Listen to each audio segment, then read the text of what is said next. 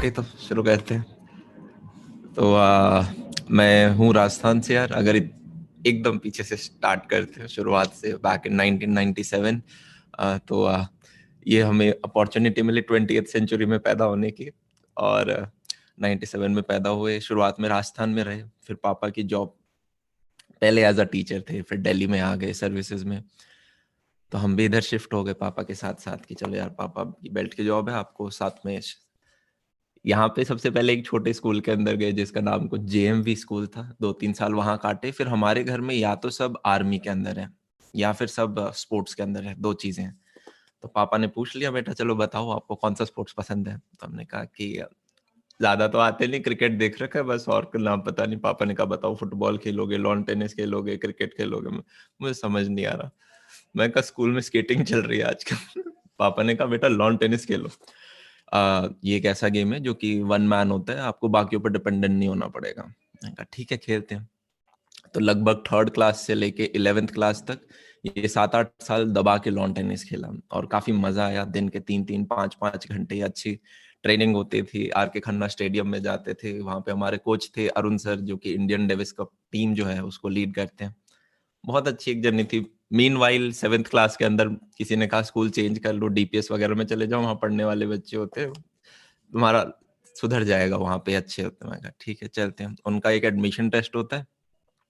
बचपन से पापा का यूं था, बेटा 2 सब्जेक्ट पे आपकी ग्रिप होनी चाहिए, पहला है इंग्लिश, दूसरा है मैथ्स। ये दो पे आपकी ग्रिप है तो बाकी सब्जेक्ट्स अपने आप निकल जाएंगे। हर जगह यही होता है, चाहे आप एसएससी देखो या किसी भी कॉम्पिटेटिव एग्जाम को निकालो, ये दो है तो आप बाकी सब्जेक्ट समझ भी जाओगे और ग्रिप भी ले लोगे विद प्रैक्टिस। ठीक है, 7th के अंदर घुस के लकीली एडमिशन मिल गया। फिर 7th 8th 9th 10th वहां रहे।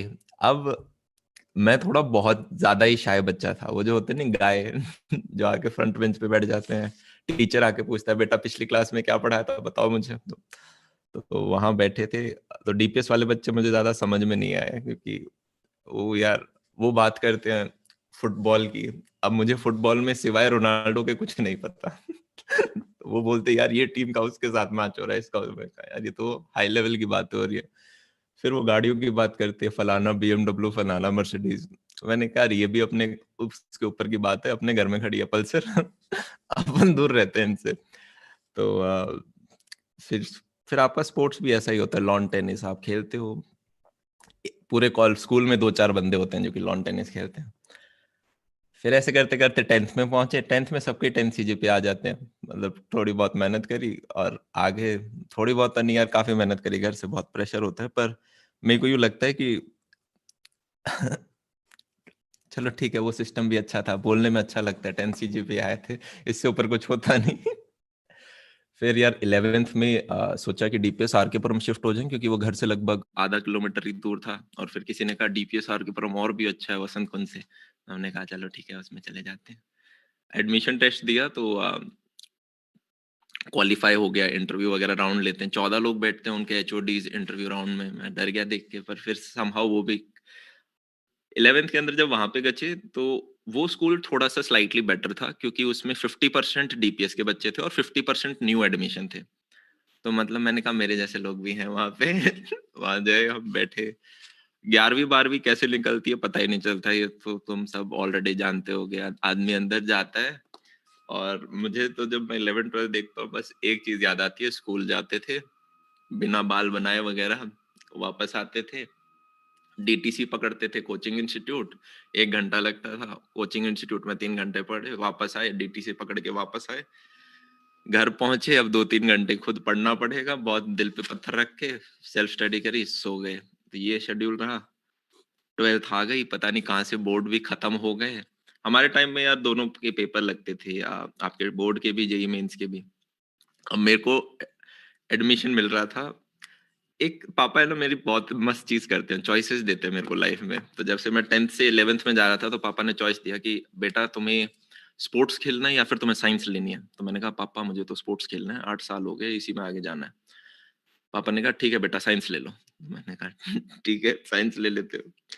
फिर 12वीं के बाद मेरे को 2 कॉलेजेस में एडमिशन मिला। एक था आपका हिंदू और एक था आपका एनएसयूटी। तो पापा ने फिर से पूछा बेटा तुम्हें हिंदू कॉलेज जाना है या एनएसआईटी जाना है।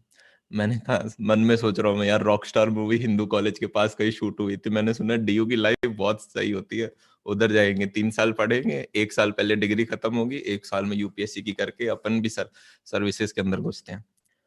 तो पापा ने कहा ठीक है बेटा एनएसयूटी चले जाओ। मैंने कहा यार चलो ठीक है एनएसआईटी जाते हैं। अब हमारे एनएसआईटी जब गए तो न्यूज़पेपर में आर्टिकल आया था, हमारे 8 सीनियर थे जो कि 1.25 करोड़ का पैकेज लेके गए, और ये रिकॉर्ड टाइप था, मतलब इतना तो आईआईटीज में नहीं गया था। तो मैं कहा भाई साहब अगर हमारे सीनियर्स ऐसे हैं तो हम तो उनकी नेक्स्ट जनरेशन है, हम तो पता नहीं क्या ही उखाड़ के लेके जाएंगे।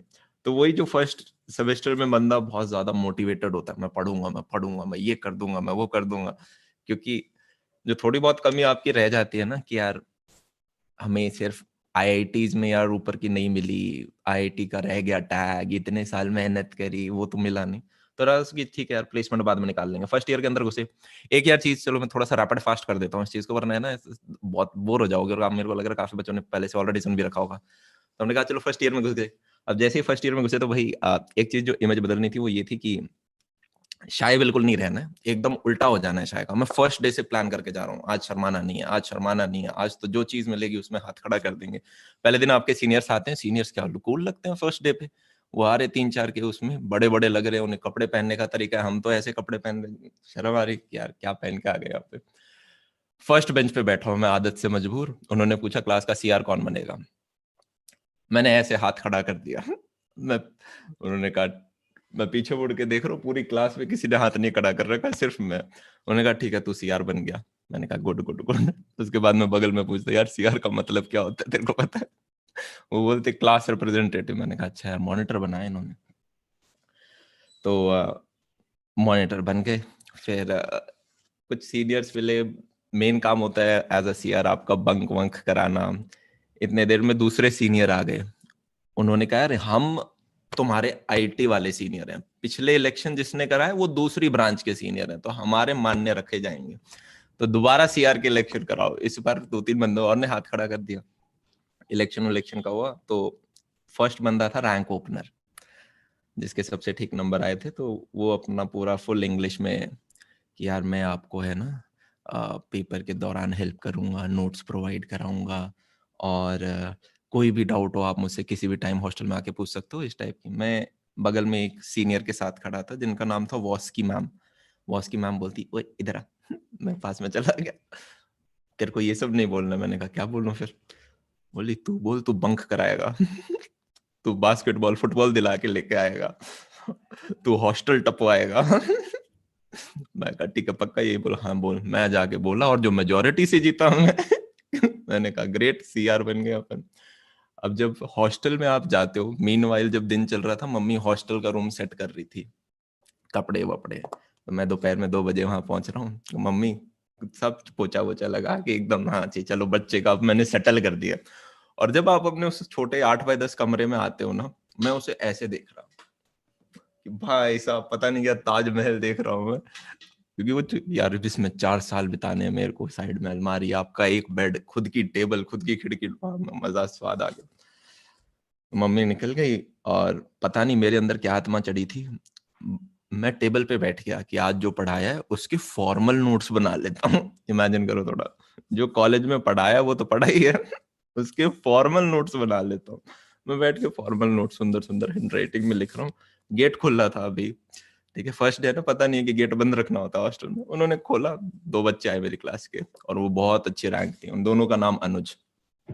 वो देख के मेरी तरफ ऐसे बोलते, ऐसे बच्चे होते हैं जो बड़ा बनते हैं कल को। मैंने कहा यार ये तो गिल्ट में डाल रहे, पढ़ाकू समझ रहे हैं मेरे को, ये इमेज नहीं चाहिए। मैं कहा नहीं पढ़ रहा मैं। मैं तो ऐसे ही बैठा था। उनके साथ बाहर गए घूमने फिरने, फिर वो बंदी काफी अच्छे दोस्त वगैरह भी बने।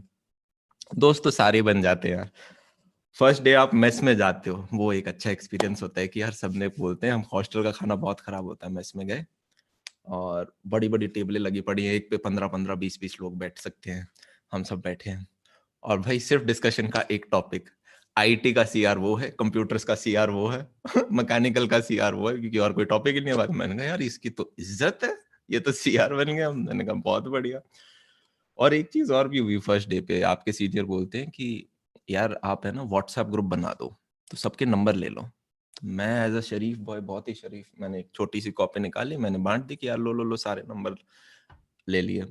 मीनवाइल 2-3 दोस्त थे मेरे जो कि ऐसे देख रहे हैं, मतलब बाद में दोस्त बने, उस दिन तो नए बंदे ही थे, वो ऐसे देख रहे, हंस रहे मेरी तरफ। मेरे समझ में नहीं आया कि यार ये बंदा हंस क्यों रहा है, ये हंस क्यों रहा है, वो भी ऐसी ऐसी स्माइल क्यों दे रहा है ये मेरे को। लगभग जब हम 3rd ईयर में थे ना, तब उसने एक दिन मेरे को बोला, यार तू अलग ही लेवल, यार तू सही निकला, फर्स्ट डे के अंदर ही तेरे को सारे नंबर मिल गए। मैं कहा मतलब भाई तूने सारी लड़कियों के नंबर, मैंने कहा अच्छा इसलिए हंस रहा था तो उस दिन, ये दर्द लेके बैठा था इतने दिनों से अंदर। मैं कहा ये तो सोचा ही नहीं उस टाइम, काफी शरीफ थे। तो ठीक है, फर्स्ट ईयर आपका निकला। अब